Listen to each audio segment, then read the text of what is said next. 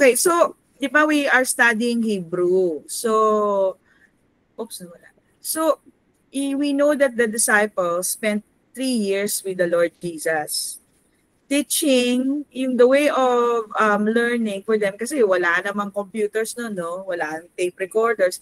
And then, I think yung notebook hindi pa, wala pa, no? Scrolls pa nga eh. So, it's very inconvenient. So, the method of teachers, kasi si Lord is a rabbi, he's a teacher, they use many metaphors filled with symbolism.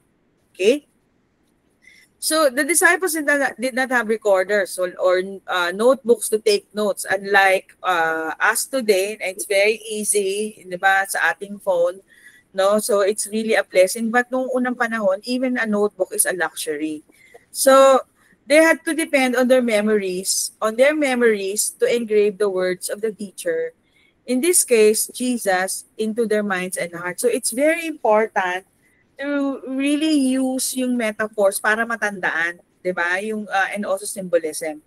So to aid in this exercise of memory, teachers as rabbis do today depend upon metaphors and symbolism in their teaching. So, 'di ba, as teachers, Ella, you use examples and you use for example, one example of metaphor is analogy. Tama ba? So we use analogy, diba? We compare one thing to a specific matter or place para merong association, di ba? So that the students will remember. So, so ancient teachers use many memory tricks from association, word plays, rhymes, and the gematria. So we learned that yung gematria is just as simple as the Hebrew alphabet, which is composed of 22 letters, di ba? Aleph being the first letter, all the way to Beth, which is, all the way to Tav pala, which is the last letter. Beth pala is second. 22 letters, di ba? Aleph, Tav. Di ba that's the signature of the Lord? First and last letter, the first and the last. So, even the Hebrew alphabet is declaring that in your situation, in your life, He is the first and the last. He has the first and the last say about your life, about who you are. And what He says is that it is finished, you are His bride. No? Period. Exclamation point.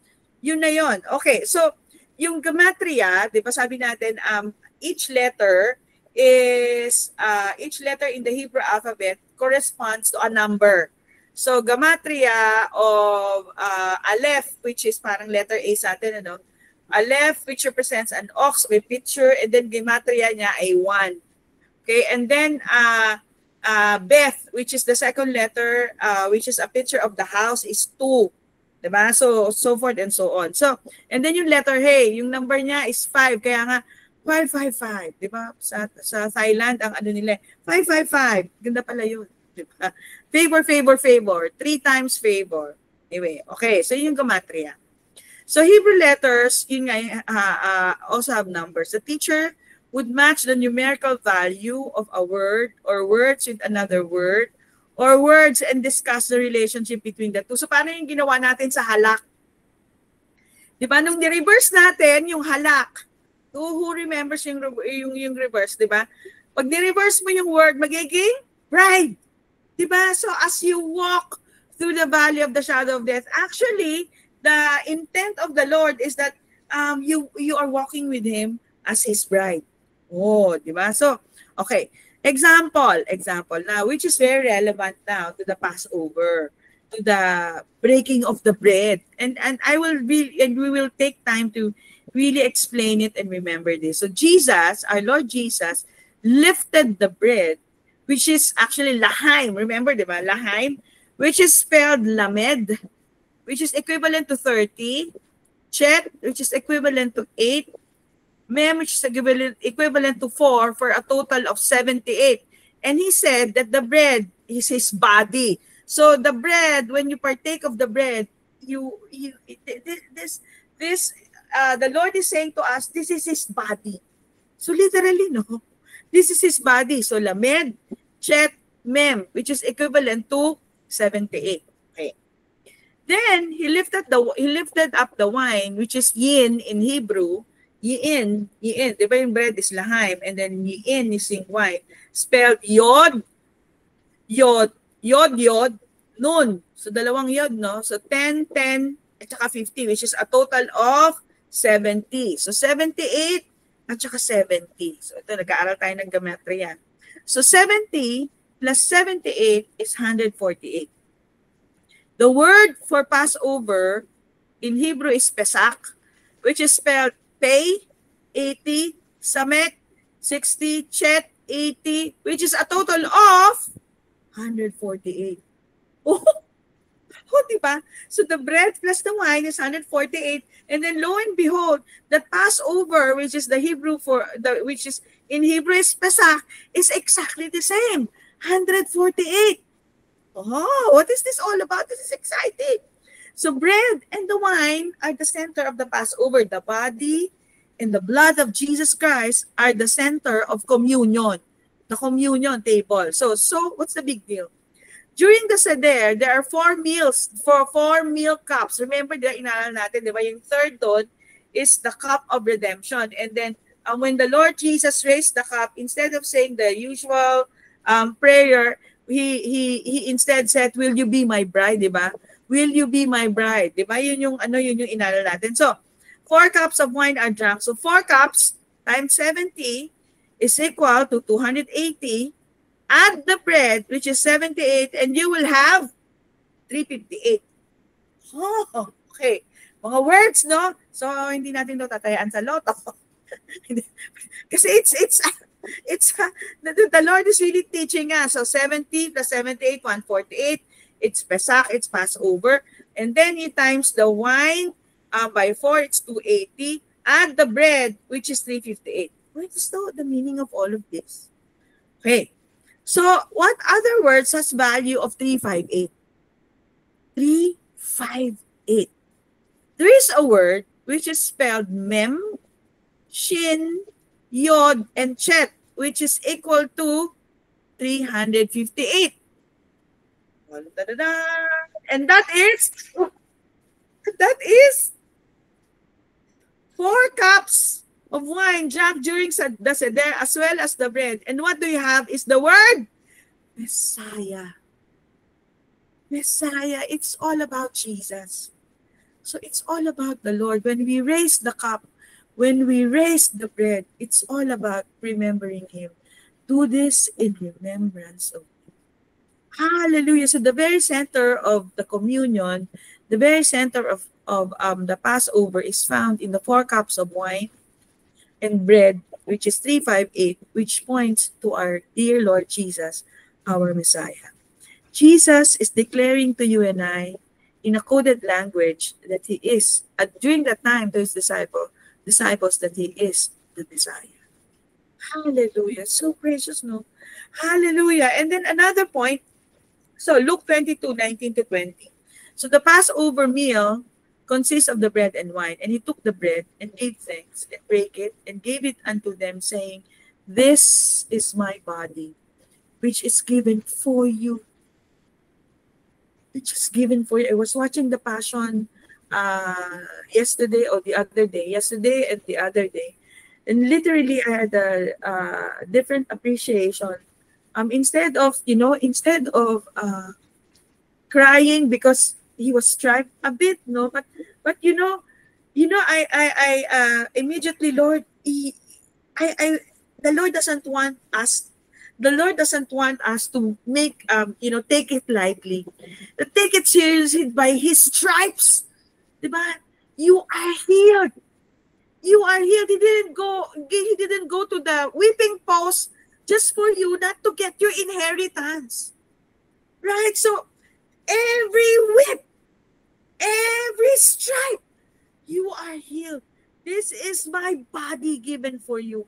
Do this in remembrance of me. Every time you partake of the bread, you are taking hold. You are seizing your inheritance. You are seizing what is yours. Take it. So likewise, the cup after the supper, saying, "This is the cup of the New Testament in my blood, which is shed for you." Shed for you. Specific, no? The Last Supper, o sa Passover meal. In this meal spoke, di ba kanina, in-explain natin some cryptic words about the bread and the wine. He said that the bread was his body and the wine was his blood. And in Isaiah 53, verse 4 to 5, surely he has borne our griefs, which is koli in Hebrew, and carried our sorrows, makob. Yet we did esteem him stricken and smitten of God and afflicted. But he was wounded for our transgressions. He was bruised for our iniquities, and the chastisement of our peace was upon him. And with his stripes, kabura, we are healed. The word koli, which actually means suffering, and the word also means sickness and infirmity. Diba kanina, sabi niya gano'n, no? Surely he has borne, he took it upon his body, all our suffering, all our sickness, all our infirmity. Walang exemption, including cancer. The word sorrow or Hebrew is makoba refers to our mental and physical pain, including your pain, may. And then, yung mind blower chat is the third one, yung kabura. The word stripes or kabura means blueness. That's why the color of grace is blue, which also means bruise, hurt, stripe, or wound. The base word for stripes is the root word is kabar. It means to be united, to be joined, to be bound together, to be a couple, to be in league, to be in friendship, have fellowship with, or to be compacted with. With each stripe, you are united with the Lord. With each blow, you are united. You are bounded to the Lord. So with whom? With Christ. With Christ. Our absolute closeness and joint together possession as a bride in and with Yeshua came from a hefty sacrifice by his wounds. His wounds has united us to be his bride. Hallelujah. He bore it for us. We are joined. We are bound together with him, united with him when he was crushed. So as if, see yourselves at the whipping post. His stripes united you with him.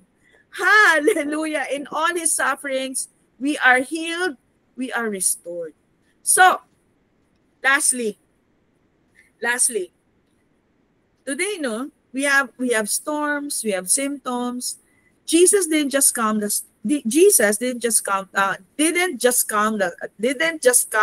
storm. He showed us how to do it. Okay? Actually, later we will all declare what is ours, receive what is ours. Actually, do this specifically. He stood up in the middle of the chaos and said, peace, be still. The chastisement of our peace. Peace is shalom. And shalom is wholeness, joined together. Diba? In Greek, it's irene. It is to be bound together. Diba? Peace, shalom. I am united with the Lord. Be still. Ibig sabihin niya, He did it for us and us. Showing us that the same authority, when you lift the bread, when you lift the cup, you have the same authority that Jesus has given you. So we rise up in that same authority and say, tornadoes, earthquake, be still. Fear, be still. Disruption, be still. And when he said, no one takes my life from me. Remember, the Lord said this, before Pilate, sabi niya, no one takes my life from me. No one takes my life from me. He meant it. No one and nothing. That includes storms, fears, diagnosis, lack, and chaos. As he is, so are we in this world. We will not be robbed of life or the fullness of life. Not today, not ever. Praise the Lord. And that, my dear sisters, is the exhortation for breaking of the bread. Hello, good evening. Good evening. Oh, di ba? 358. 358. All right. Let's have our communion. Let's hold the bread in our hand. Abba, we thank you for this night, Lord, for opening our eyes to what you have accomplished at the cross for us. Today, Lord, we see all conditions, all infirmities, all pains that we experience into your body at the cross. Amen. And we believe, Lord, that you are thinking of us the time that you receive all the beatings, all the scourging, all the pain, and your suffering, Lord. And so today, with one accord, we declare that by your stripes, we are completely healed. Amen. By your stripes, every cell, every organ, Amen. Amen. every function in our body are restored. Amen. What is true of you is equally true of us. Amen. Amen. So, Lord, we receive the food of the champion. We are more than conquerors. We are full to every wish, as you are in your health. So are we in this world. Let's partake. Amen.